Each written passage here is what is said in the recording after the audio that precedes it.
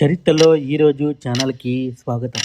అంతరిక్ష అన్వేషణ చరిత్రలో మానవ ధైర్యానికి, శాస్త్రీయ ప్రతిభకు ప్రతీకగా నిలిచిన ఘట్టం అపోలో 14 మిషన్. చంద్రుడిపై తన లక్ష్యాలను పూర్తి చేసి విజయవంతంగా భూమికి తిరిగి వచ్చిన రోజు 1971 సంవత్సరం ఫిబ్రవరి 9వ తేదీ.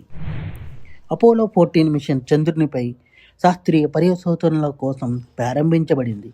వ్యోమగాములు చంద్రుని యొక్క ఉపరితలంపై నడిచి రాళ్ళు, మట్టి నమూనాలు సేకరించారు.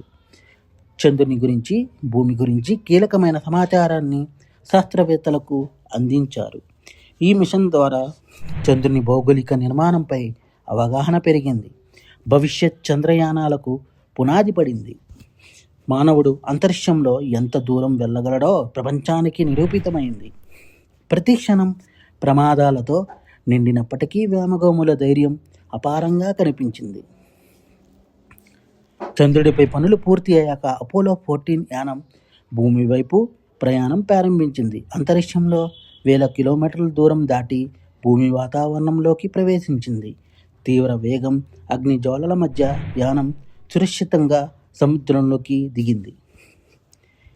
ఈ విజయవంతమైన తిరుగు ప్రయాణం ప్రపంచాన్ని వ్యాప్తంగా ఆనందాన్ని నింపింది. శాస్త్రవేత్తలు, పరిశోధకులు, సామాన్య ప్రజలు ఈ ఘట్టాన్ని మానవ విజయంగా కీర్తించారు.